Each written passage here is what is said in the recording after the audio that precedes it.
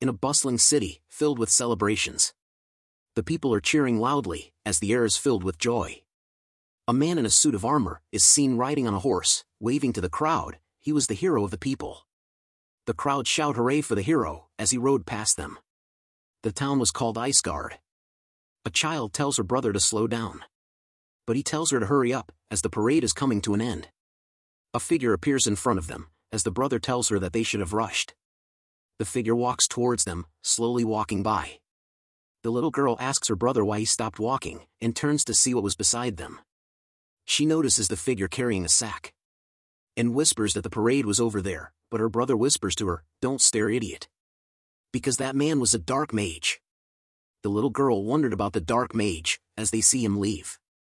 Because he was cursed. A beautiful castle is standing on top of a cliff. A blonde lady is staring out the window. With her blue eyes she stares in the distance. Until she heard a loud noise from behind. She turns to see that the dark mage had entered the room. She calls out to him saying his name, Minold. He drops a helmet with purple aura around it, saying this was the last threat to Isgard. But before she could thank him, he cuts her off, saying he wants her to fulfill the end of her promise. Right now, he said, but she remains silent. Before telling him she remembered the promise and not to worry. The dark mage shows his face, as she calls him Kim Minjun. They appear in front of a statue. The lady thanks Kim Minjun for his service, but he tells her he dislikes her so much that he could die right now. So the lady asks him if he really wishes to return to his original world. Kim Minjun tells her yes. And to return him right now, as she had used him too much. She lets out a sigh, saying she would give him immense treasures if he stayed, but Kim Minjun tells her to stop acting. But she tells him she was sincere, so he stood up, asking what she could give him. This baffled her, as he continues to tell her that she just wants to use him as a slave. "What will you give me in return?" he says, looking at her. She continues to tell him whatever he wanted, but he asks her to bring him Korean fried chicken. And jokball. These words confused her more. He starts to insult her about all the services here, making her feel bad as she tells him they will improve those things. So he continues to ask for things from Earth, till she yells at him to ask her for stuff from Isgard. She finally gives up, and tells him to start the ceremony. So they arrive at the original summoning room. She tells him to stand in the same spot from where he was originally summoned. So he stands there as a spell appears below him. She tells him that she will remove the protection of the saint first. He removes his gloves and stares at his hand, thinking of that spell as a leash to restrict him from fighting that woman. He was happy to finally be released. So she removes it. But as she removes it, she asks him why he wanted to give up everything, but he tells her to mind her own business. And if she was worried he might kill her. But she tells him she will accept it if that happens. She finally removes the spell, asking him if he wants to kill her. If not, she will start the next part. But Kim Minjun just looks at his hand. He remains silent as she tells him she will take away his powers. But he starts to grin widely. A spell grabs her by the throat. Kim Minjun was holding her up in the air by the throat. She asks him why he was doing this. He tells her he won't give up his powers, as he had worked hard for it.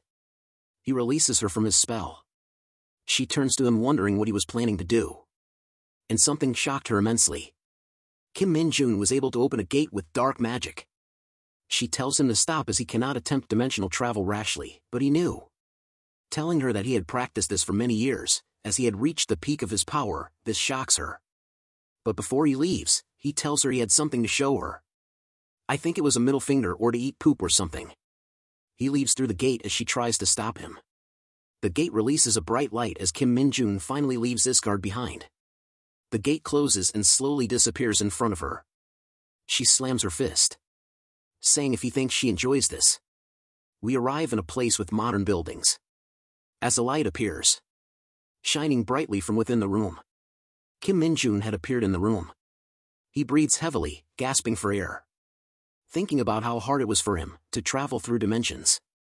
He grunts as he stands up, remaining silent, until he sees his phone on the table and grabs it.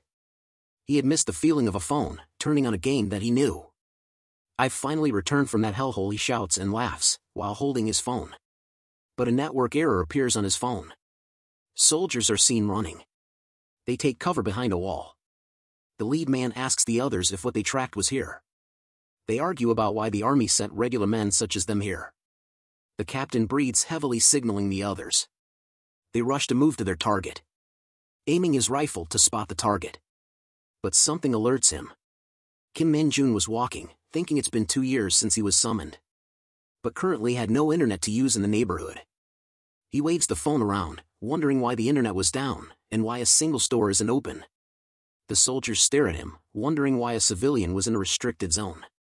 They call out to Minjun, asking him to walk to them. But he just stares at them, wondering why soldiers were in a civilian area. He believes that the training must have become more hardcore, and tells them sorry he was just passing through. But one of them yells at him, "Young man, run!" Kim Minjun wonders why as a huge wolf appears behind him. He turns slowly to see it. As the wolf leaps to him, he wonders why the stupid wolf was doing this, preparing his fist. He realizes something was wrong with his demonic energy and that it was gone. But he still smashes the wolf's head into the ground. Plot armor, lads. The soldiers are shocked to see this, as he calls it stupid. Kim Minjun kills it. Even without his demonic energy, he was still as strong, as he recalls the strength training he received in Isgard. But something was bothering him, as looks at the monster, wondering why it was on Earth. He stands up, turning to the soldiers as they tell him not to come close. Soon, he was in a military vehicle as someone tells him he could have gone to jail for doing that. The soldier asks him if he really didn't know what was going on, but Minjun tells him he was living abroad, because he thinks that this wasn't the Korean he used to know. Monsters appeared from when he was 7 years old. The appearance of dungeons meant there were superhumans called the Awakened, who were stronger than the average people, joined the Hunter Corps and wiped every monster. So when he was summoned by the Saint, Korean was in no danger. But Kim Minjun was curious if the game server was still online. If it's not, there was no point in his return. The soldier was still suspicious of him though, but he decides not to question because of what he did. Kim Minjun calls out to him, asking all kinds of questions about video games. So the soldier tells him everything he wanted to hear. He begins to explain why the situation got bad, and that it started 2 years ago because of a weird phenomenon. Dungeons started to appear more frequently. But the biggest problem was the increasing number of giant monsters. So because of that, the army couldn't resist, and since then they had come up with various methods to fight back, but they still lack members. Kim Minjun stares in disbelief. He only wanted to know about the game companies, thinking the soldier was a dunce. The soldier asks him what his age was. Kim Minjun tells him he was 21. He tells him that half his 20s will disappear due to the enlistment. Kim Minjun was surprised to learn that the enlistment period had increased to 5 years. He realizes this was trouble as he just wanted to play video games. But now he had to enlist for 5 years. A notification pings him. A message shows him his enlistment date and time. His enlistment day was tomorrow as the message came at impeccable timing. He yells at the soldier asking why there was no physical test before enlisting. The soldier tells him it was because of the lack of manpower, and that he should check at a PC cafe. Kim Minjun was happy to be back in a PC cafe.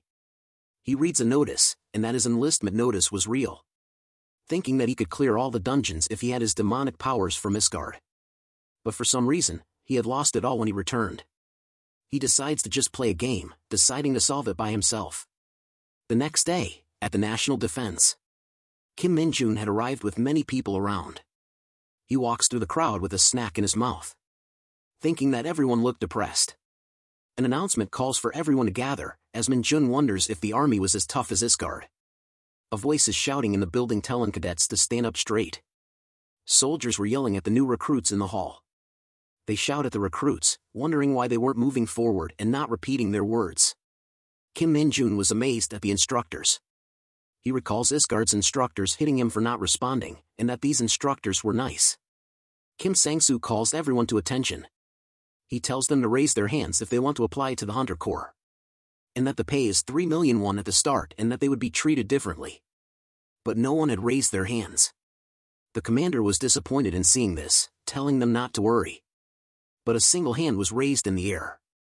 The instructor tells Kim Minjun to step forward. He braces into the ground, breaking it, and leaps from the crowd. The instructors look up in shock at Minjun. He lands loudly in front of the commander, telling him that Kim Minjun would like to apply to the Hunter Corps. Back in the northern region of Isgard called the Forgotten Canyon, deep within the mountains there is a cave. Kim Minjun was complaining about the dark mage job, how it was different from others because he needed to collect demonic energy from monsters, which is never a fist in it, unlike other mages. So he asks a question: what would be the best method for a dark mage to replenish their demonic energy and retain it? But no one replies to him. It was because everyone around him was already dead. Something appears with a heavy step, catching his attention. It was the hidden dungeon boss, Arachneist. It growls in anger, as Kim Minjun tells it why it came out so late as he was dying of boredom. Seeing its children all dead around him, the boss shrieks out loud. He looks at it, wondering if that was the answer to his question from before. But punches it in the face, telling it was the wrong answer. The boss head was blown off in a single punch, as Kim Minjun reveals the answer. That you just needed to defeat a monster with maxed out strength. Back on Earth, Kim Minjun was invited into the office of the commander, telling him to wait here for the Hunter Corps to come. The commander tells him that he looked pretty enthusiastic and if he had any special reasons for applying to the Hunter Corps. He tells the commander he had a special interest in dungeons, which caused them to both be silent for a while. The commander and him both laughs, telling him he was pretty funny. But the actual fact was Kim Minjun was not joking. It was because the army was in charge of dungeons, making the Hunter Corps have first priority. They were a group of highly skilled individuals, who could advance in ranks as long as they proved their strength, allowing them to rank up multiple times in a short period of time. Kim Minjun believes that if he joins the Hunter Corps, he can clear most of the dungeons and get demonic energy. And while getting promoted fast in the ranks so he could recover his lost powers. He laughs and smiles thinking of that. As he plans on achieving high ranks to have a high salary and be a hero to the people as well, someone knocks on the door. A member from the Hunter Corps had arrived. It was Sergeant Lee Sung-go. The commander tells him that Kim Minjun was the new recruit, as Minjun wondered why the commander was talking formally. Sung-ho asks Minjun if he really had powers. If so, he could open the status window and to tell him all his stats. Minjun was annoyed at him but was familiar with the status window, as he used it back in Isgard. He calls out to the status window, but is disturbed to see what came out. Sung-ho tells him to hurry up and tell him what he sees. But Minjun hesitated to answer back to him, as he slowly tells him that there was an error with his status window. Sung-ho was getting mad at him, thinking he was messing with him. We arrive at the Hunter Corps training center. The battalion commander greets someone, saying it has been 10 years since he last saw the person. It was Hunter Sun Yunseo. He tells her to take a seat first. But she tells him she was a recruit, and that she didn't need special treatment because of her father, during her training period. But he laughs at what she says, telling her that this was for a different matter. She blushes as he tells her that the Hunter Corps is not an easy organization, and would not give special treatment to anyone. He just wanted to give her a few words of encouragement, as she was a renowned rookie that enlisted. He thanks her for choosing to be a soldier instead of an executive, as few made the same choice. She thanks him for the encouragement, but still felt embarrassed. He notices a vehicle approaching the training center, telling her that he received a funny report earlier, and that she will be getting an interesting comrade, asking her if she wanted to visit him together. We arrive at another building, guys. Kim Minjun looks up, amazed by the place. He looks around, wondering how much money they spent on the facility, as it was no joke. Sung-ho tells him not to get excited, and that he would test him personally because he was a special case, based on orders from the head office. Minjun was mad at how he talked to him. He continues to tell Minjun that the test will reveal he was a liar and he would be sent to the military police. Minjun thinks of him as being stingy and asks what was the test. Sung-ho taps on a red rock, saying it was this. If he manages to move this even an inch, he will pass. 10 minutes was given for the test. The red stone was created from dungeons. It is incredibly dense and heavy for its size, and very hard. At this size, a recruit would not be able to move it. Minjun walks past him, saying the test was too simple.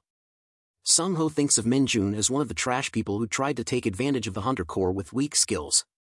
Thinking back to when Minjun leapt 5 meters in the air to the podium, it was bullshit, he thought. The commander and Sun Yunseo had arrived. He explains to her that Minjun showed great physical strength but had an error when opening the status window. Further telling her he had never seen such a case before, and had high hopes on this unique person.